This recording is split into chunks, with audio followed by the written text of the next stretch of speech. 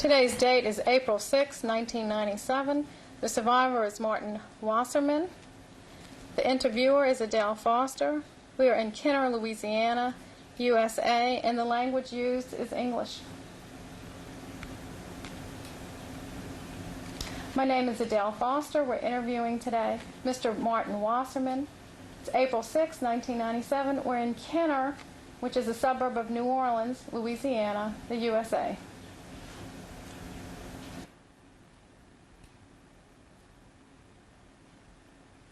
Mr. Wasserman, can we begin with you telling me your name and when and where you were born?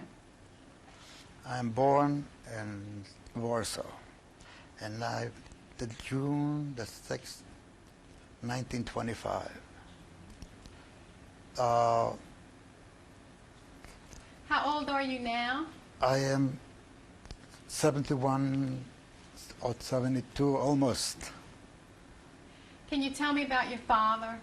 My father is What was his name? Wasserman, and the one he told me is when he used to be in the military, in the Polish cavalry. That's all I know about it, you know. So he was in the military. Mm-hmm. What business did he have? The business is with the family together. They had they made some oil and flowers. Did they have a mill? They had a mill, yeah. Not a big mill, you know, but it's small because Poland was a very small country and a different business, not like over here. Can you tell me about your family when you were young? Was it a happy household? A very happy household. Everybody, we all always played, we always had a lot of fun. And the only time when the war broke out, this is when they started everything changing because we couldn't get no food, and you know, you had to buy and you had to always stay in the line with something like this. So. Can you tell me more about your household? How many brothers and sisters did you have? I had 3 brothers, 1 sister. And one, but I can't tell the born, you know, the age. I don't remember no more. That's okay. Well, what were your hobbies?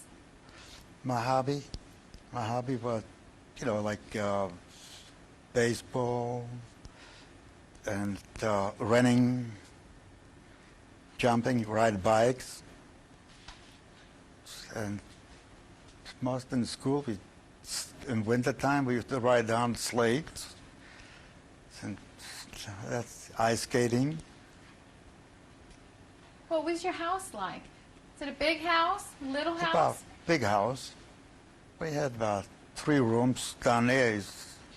It's pretty big. Not like over here. Did your mother help with the business? My mother had, and she helped us with everything, you know, like the schools, and helped us with all kind of projects that we had. Was she a good cook? Hmm?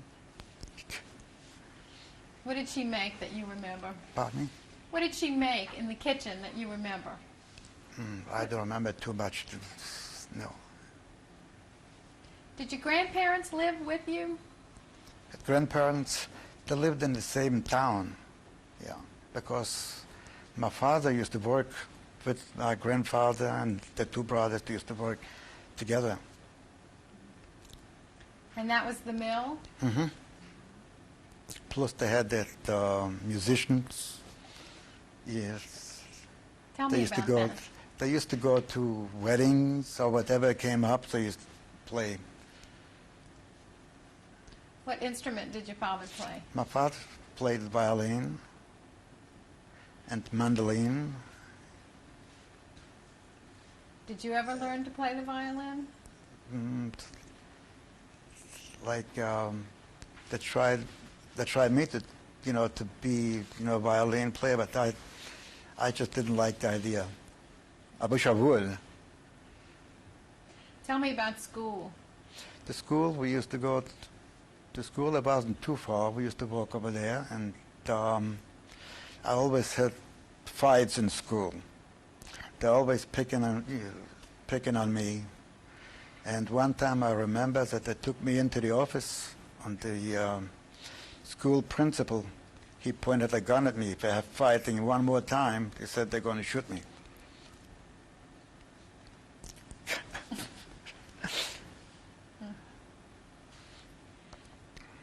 I don't know if they would, but this is what they told me to scare me. Why were the kids picking on you? Well, because first of all, about some Jewish and the Polish boys, they used to always pick on me. Were you the only Jew in the classroom? We were a few of us. Mm-hmm. A few. But they're always trying to pick on me. I don't know what the reason was.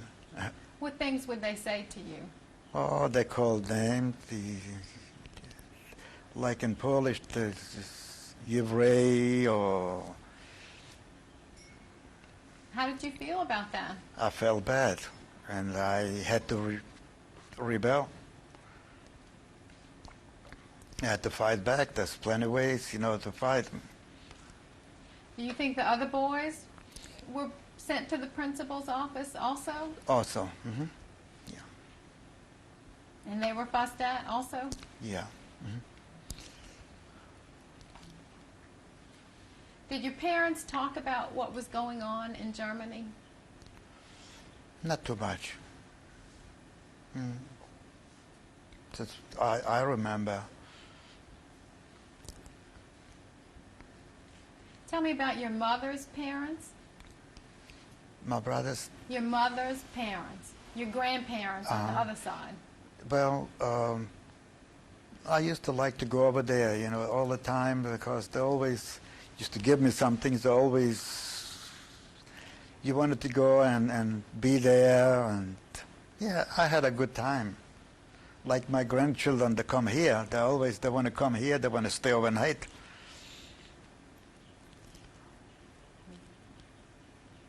What was the business they were in? That's the same business. The whole family worked together. Can you tell me about the relationship you had with your brothers and sisters? Oh, we always had good relations. We never did fight. We always get along good. Everybody did their own, like I had my own ideas to do, and they did what they wanted to do. And did you go to the synagogue regularly? we used to go to the synagogue, like the big holidays used to go. Were your parents as religious as your grandparents? My grandparents were religious. Tell me about your grandparents again. My grandparents, one grandparent from my father's side, we had to go to synagogue, and then we had to eat, like if we have to fast, so we didn't eat for all day. They made sure that we don't eat nothing all day. But I remember I used to go home and get something on the side to eat, because I couldn't wait that long.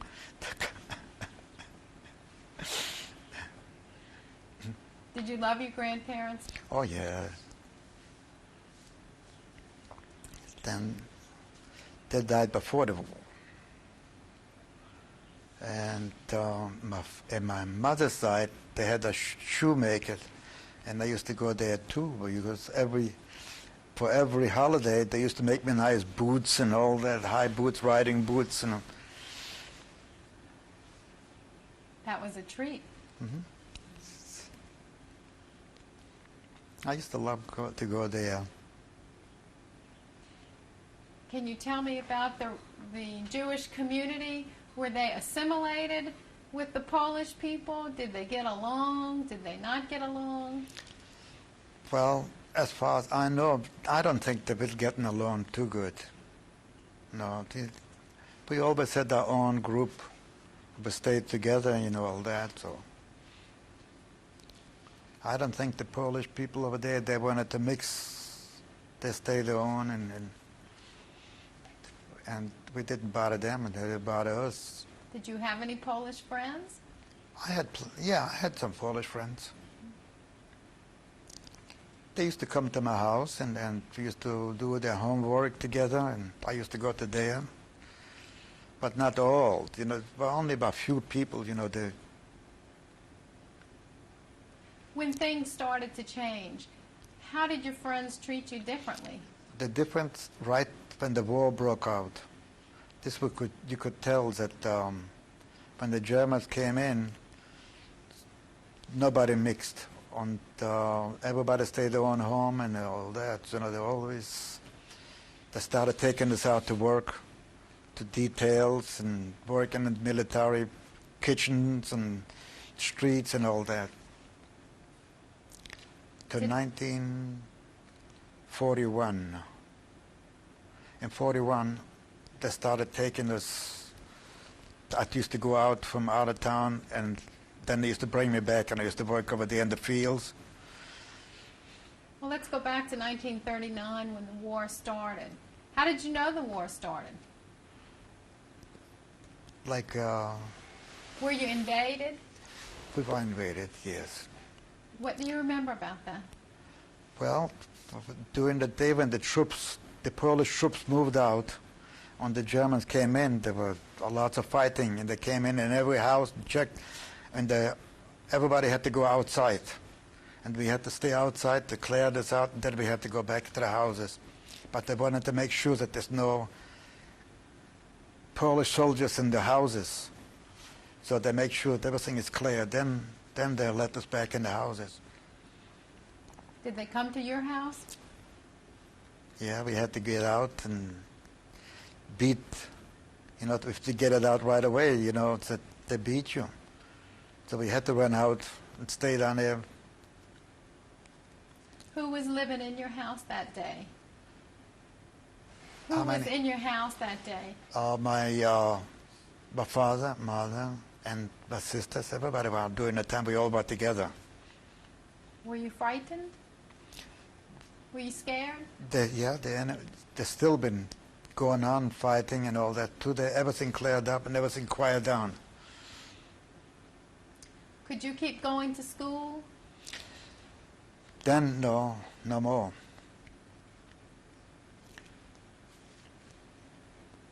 They told you couldn't No go to school, school no. anymore.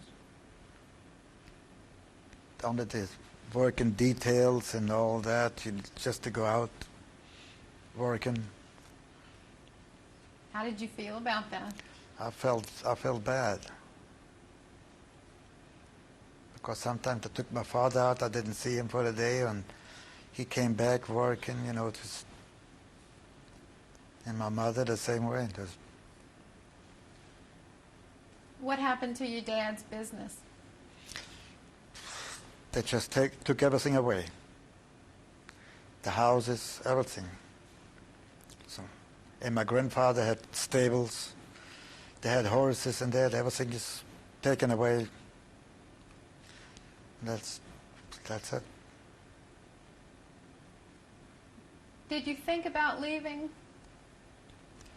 If I think about Leaving leaving, the country? we couldn't go nowhere because they took us to one place, to Radom. And Radom, they had us a camp, and they fixed up the two details. One go in the morning to work, and some at night. And we used to go down there to work every day, at 7 o'clock in the morning to about 7 o'clock at night.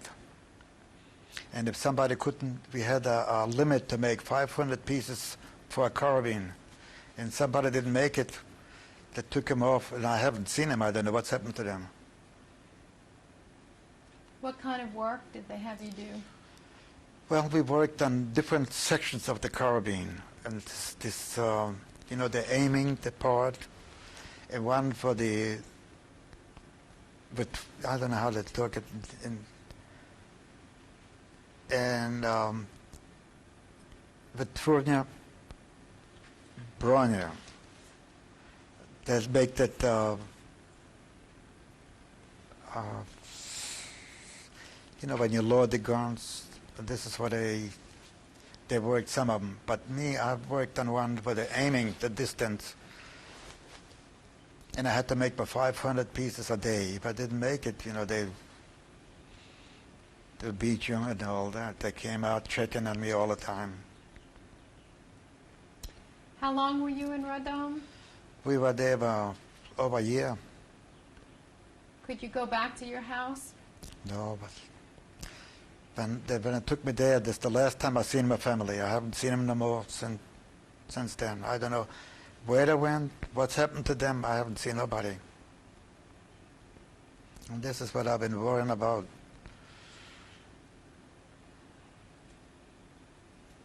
Do you remember the last time you saw your mother and father? The last time is 1941. That's the last time.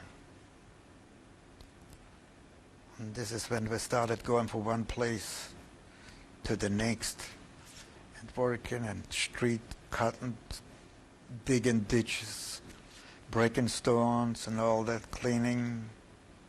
Anything that they find something, you know, they... This was all in Rodome? Rodome, yeah. What did they feed you? Like... What did they feed you? What did you eat? What the feeding? Yes, sir. Well, they gave us, in the morning, they gave us some bread, one slice of bread and butter, and that's it, and there's supposed to have been coffee, but they were just like water. Then for lunchtime, they brought us some potato peelings, some little pieces floating around, we don't know what it was, and water. And then at night, did the same thing, a little piece of bread. And did they make your mother work? They made her work too. What did she have to do? Well, they used to take it to certain places. I don't know where they took her, and they had to work over there. And then she'd come back. And my father, the same thing. Were you able to live together in that ghetto? In the ghettos, after that, no. I haven't seen him. I was on my own all the time to now.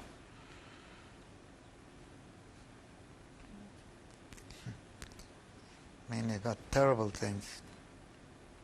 If you wake up in the morning, you know, you go out to work, you didn't even know if you're coming back. Did you see people killed? Like, did you see people killed? Oh, yes. Not too far from me, we were working one detail, and they took him away on the side, and then had him kneel down in the back, and he shot him in the back. Why? For no reason, because it maybe didn't work too fast. You know, they've always been whipping and all the time. Did anybody try to help you? No. But I remember one place when we moved from Rodome to Weihingen, and I know I've been working at details. There was one officer. He used to feel sorry for me, and he couldn't talk too much. And he told me, he brought me some bread, and he put it somewhere behind a piece of wood. He told me to go there and get it. So I went there and I got it. And he did it for quite a while, just to help me out. There's only one like this. Was there sickness in the ghetto? Sickness. Like typhus? Typhus. I know plenty of people were sick, But I don't know. I didn't know what kind of sickness they had. And what did they do if you were sick? If you're sick, they keep you on the side. I haven't seen them more. We don't know what happened to them. Like I got hurt one time, and I was afraid to go tell them that to go to the hospital or something. I had to cure it myself. I had to be the doctor myself. How many people do you think were in the ghetto? Lived together, and In the whole ghetto? How big was it? well, I will say maybe about 101. About big place. And they had 3 different lines, and everybody, all this, no beds, just a whole, just like bunks, a level, and then everybody had to climb in. And no covers, no nothing, just on straw. We had a blanket, but that's all. Did you have friends with you? Like Cousins or friends? I had friends in there, yes. In fact, I used to help them out. I used to risk my life to go out and bring food for them, and I used to give, distribute for them. And but one time, when I walked back, and they've been waiting for me, and they called me on the side, and I was loaded up with some potatoes and apples and all that's all around me. And they said, drop all this. So I dropped it. And they called me on the side, and they gave me about 25 lashes for that. And they said, if you go one more time somewhere, they will beat me more. So I didn't go there. How bad were the lashes? Did you bleed? About 25 lashes. And one time, I didn't even feel it because I acted like it didn't hurt. So he says, that guy don't feel nothing, give him a few more. So they called me back, and when they had a little bench, you put your feet in there, and you bend over, and you hold down your hands like this.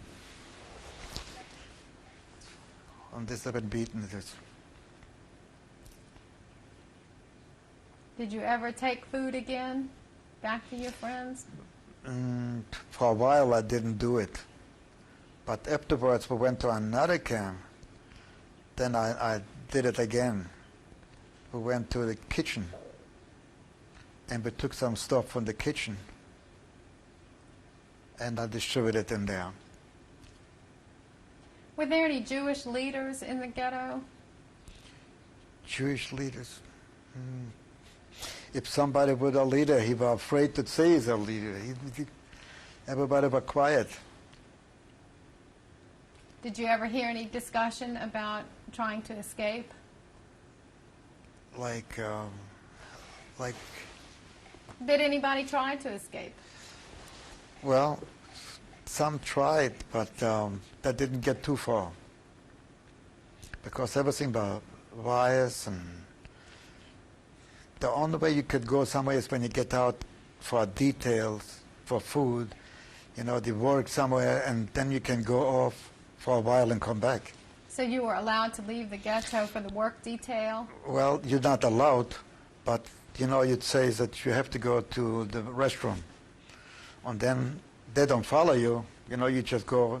We're about close to houses, so I used to go down there to houses and get some bread, apples, whatever they could get. So there were some people who Yeah, gave some you people food? give, some people don't.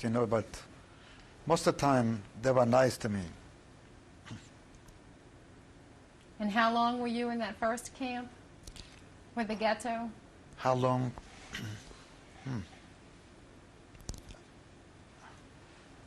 Well, A few months? no. No?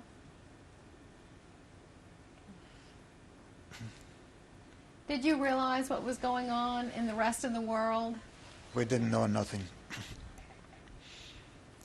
But they had one guy who made a radio with crystals. and they used to listen to different things, and they told us every time we heard when the Russians or the Americans come closer. So he would listen. We used to get some details when they're coming, but we didn't know exactly what day. But we knew that the Russians, the Americans, going to liberate us because we were on a certain area. But this was early on in the war before the Americans had invaded. Mm-hmm. Yeah. So at this point, what did you think about the Americans? They weren't there yet. But then we went to Auschwitz. And Auschwitz, we used to stay on there and come out, and they line up, and then one officer used to make right and left. But I didn't know what side is the good, but they told me to go right, I went right. But this is the ones who went to work. They went to Weihingen. So they loaded us up in the train truck, they closed up, and we've been traveling for about day and night and without stopping. No food, no water. I mean, plenty of people died in there. We're just standing straight like sardines.